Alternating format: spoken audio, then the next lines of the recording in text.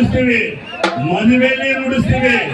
ಇವತ್ತು ಕಾಂಗ್ರೆಸ್ ಸರ್ಕಾರದ ಸಿದ್ದರಾಮಯ್ಯ ನಮಗೆ ಮೋಸ ಮಾಡಿ ಸತ್ತೋಗಿರತಕ್ಕಂತ ಸಾವು ಗದಿಯನ್ನು ನಾವು ಕೊಡ್ತಾ ಇದ್ದೀವಿ. ಸಾವು ತಪ್ಪಡಿ, ಪಕ್ಷದ ತಪ್ಪಿ ಗೊತ್ತಲ್ಲ.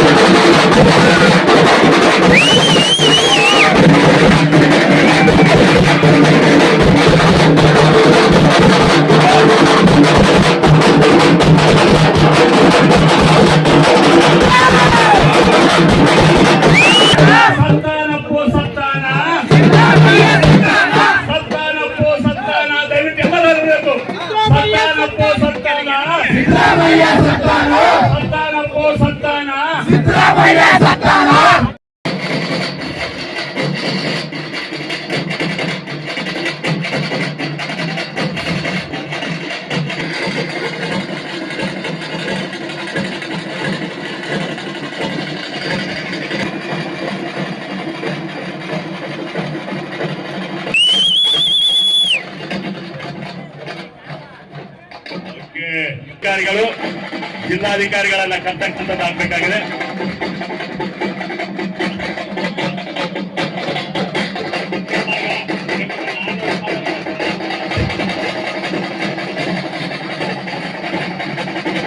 ನೊಂದುಕೊಂಡು ಜೈಲಿಗೆ ಬಿದ್ದು ಒಲಿಗಳು ಓಡಿಸಿಕೊಂಡು ಕಾಲು ಮುರ್ಕೊಂಡು ಕೈ ಮುರ್ಕೊಂಡು ಇವತ್ತು ನಾವು ಬೀದಿಗೆ ಬಂದಿವಿ. ನಮ್ಮ ಮಕ್ಕಳಿಗಾಗಿ ಒಂದು ದಿನ ಒಂದು 2 ತಾಸು ನಮಗೆ ಬೆಂಬಲ ಕೊಡಲಿಲ್ಲ ಅಂತಂದ್ರೆ ಕೊಡ್ಬೇಕಂತಕ್ಕಂಥದ್ದು ಈಗಾಗಲೇ ಮನವಿ ಪತ್ರವನ್ನು ಕೊಟ್ಟಿದ್ದೀವಿ ನಾವೆಲ್ಲರಿಗೆ. ಹೀಗಾಗಿ ದಯವಿಟ್ಟು ಇಷ್ಟೆಲ್ಲ ಬಂದಾಗಿದೆ ರೈತರು, ಅವರೆಲ್ಲರೂ ಕೂಡ ನಾನು ಚಿರಋಣಿಯಾಗಿದ್ದೀನಿ ನಮ್ಮ ಸಮಾಜದಿಂದ. ಹೀಗಾಗಿ ದಯವಿಟ್ಟು ಹಿರಿಯ ಪೊಲೀಸ್ ಅಧಿಕಾರಿಗಳಲ್ಲಿ ಹೋಗಿ ಅದನ್ನ ಶಾಂತ ಮಾಡ್ಬೇಕಂತ ಹೇಳಿ ಕೇಳ್ಕೊಳ್ತಾ ಇದ್ರಿ. ಈಗ ಸತ್ತಾನಪ್ಪೋ ಸತ್ತಾನ, ಸತ್ತಾನಪ್ಪೋ ಸತ್ತಾನ, ಸತ್ತಾನಪ್ಪೋ ಸತ್ತಾನ, ಸತ್ತಾನಪ್ಪೋ ಸತ್ತಾನ.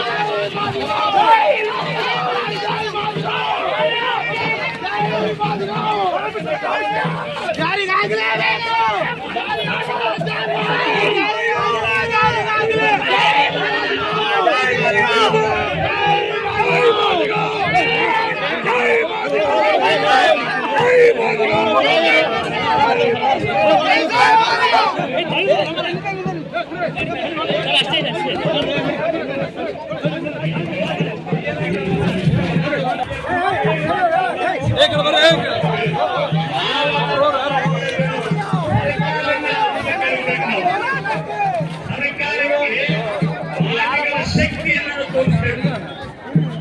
ಈ ನಮ್ಮ ಒಗ್ಗಟ್ಟು ಏನನ್ನೋದು ಪ್ರದರ್ಶನ ಮಾಡಬೇಕು ನಾವು.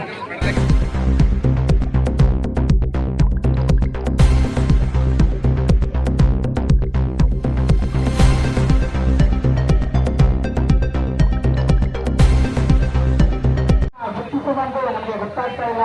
ಅದು ನಿಶ್ಚಿತ ಒಂದು ಸಾಬ್ರೆ ಸಾಬ್ರೆ ಸಾಬ್ರೆ ನಾಗರಾಜ್ ಸಾಬ್ರೆ ಸಾಬ್ರೆ ದಯವಿಟ್ಟು ಇದು ನಮಗೆ ಮೋಸ ಆಗಿದೆ ಸಾಬ್ರೆ. ಆಗಲಿ ಸಾಬ್ರೆ, ಸಾಬ್ರೆ ಮುಗಿಸ್ತಿರಲ್ಲ ಸಾಬ್ರೆ, ದಯವಿಟ್ಟು ಸಾಬ್ರೆ ಡಿಪಾರ್ಟ್ಮೆಂಟ್ ಹೇಳ್ತೀವಿ ಸಾಬ್ರೆ, ದಯವಿಟ್ಟು ಸಾಕಾರ ಮಾಡ್ಬೇಕು ಸಾಬ್ರೆ. ಮೋಸ ಆಗಿದೆ ಸಾಬ್ರೆ, ಅದಕ್ಕಾಗ ನಾವು ಇವತ್ತು ರೋಡ್ ಮೇಲೆ ಬಂದೇವೆ ಸಾಬ್ರೆ.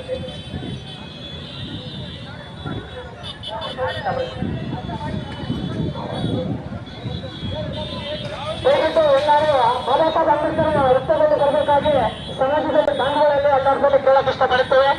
ಎಲ್ಲರೂ ಬಾಬಾ ಸಾಹೇಬ್ ಅಂಬೇಡ್ಕರ್ ವೃತ್ತದಲ್ಲಿ ಬರಬೇಕಾಗಿ ನನ್ನ ಸಮುದಾಯದವರನ್ನ ಎಲ್ಲರನ್ನ ಕೇಳೋದಕ್ಕೆ ಇಷ್ಟಪಡುತ್ತೇವೆ. ಡಿಪಾರ್ಟ್ಮೆಂಟ್ ಅವರಿಗೆ ರಾಮನ ನೀಡಿದ್ದಕ್ಕೆ ಧನ್ಯವಾದಗಳು. ಈ ಕಡೆ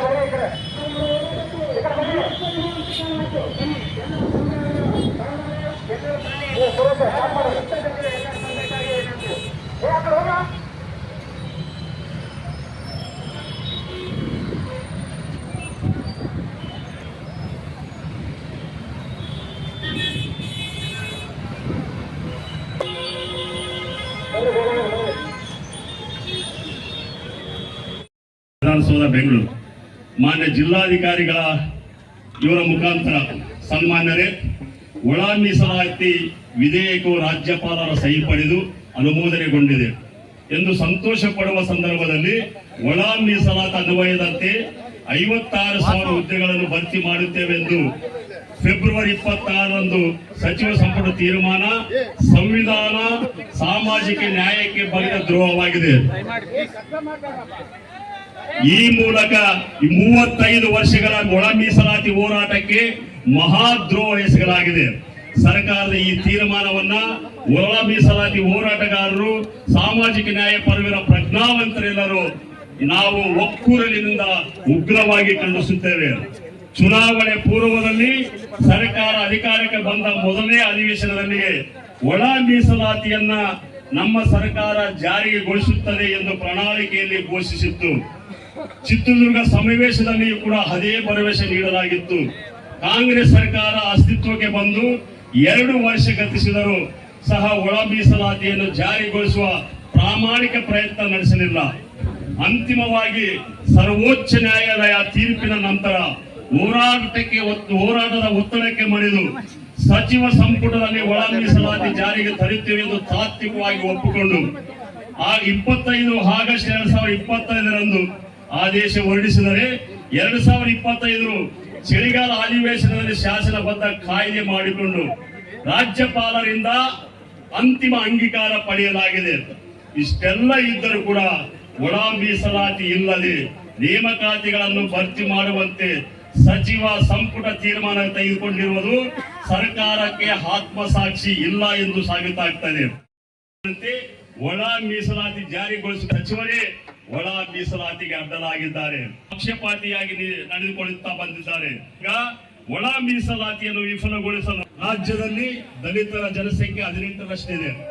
ಹಾಗಾಗಿ ನಿವೃತ್ತ ನ್ಯಾಯಮೂರ್ತಿ ನಾಗಮೋಹನ್ ದಾಸ್ ಅವರು 17%ಗೆ ಪರಿಶಿಷ್ಟ ಜಾತಿಗಳ ಮೀಸಲಾತಿ ಹೆಚ್ಚಿಸಲು ಶಿಫಾರಸು ಮಾಡಿರುತ್ತಾರೆ ಮತ್ತು ಅದು ಜಾರಿಯಲ್ಲಿದೆ. ಈ ಸಾಮಾಜಿಕ ನ್ಯಾಯದ ನೀತಿಯನ್ನು ಜನಾಂಗೀಯ ಸವಾಲುಗಳಿಂದ ರಕ್ಷಿಸಲು ರಾಜ್ಯದ 56% ಮೀಸಲಾತಿಯನ್ನು ಸಂರಕ್ಷಣೆಗಾಗಿ ಕೇಂದ್ರ ಸರ್ಕಾರ ಶಿಫಾರಸು ಮಾಡಿ ಸರ್ವ ಪಕ್ಷಗಳ ನಿಯೋಗದೊಂದಿಗೆ ಕೇಂದ್ರ ಸರ್ಕಾರಕ್ಕೆ ಮನವರಿಕೆ ಮಾಡಿ ಸಂವಿಧಾನ 9ನೇ ಅನುಸೂಚಿಯಲ್ಲಿ ಸೇರಿಸಲು ಅಗತ್ಯ ಕ್ರಮ ಕೈಗೊಳ್ಳಬೇಕಂತೇಳಿ ಒತ್ತಾಯಿಸುತ್ತಿದ್ದೇವೆ. ಜೈ ಮಾದಿಗ.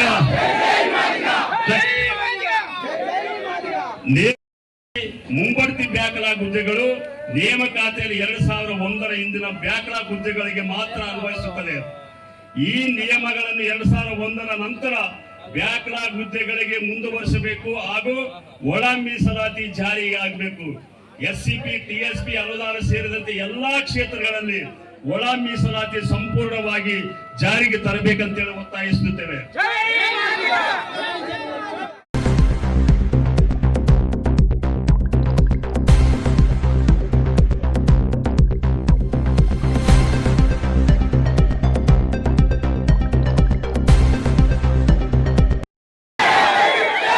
ರಕ್ತವನ್ನು ಚೆಲ್ಲಿಯಾದರೂ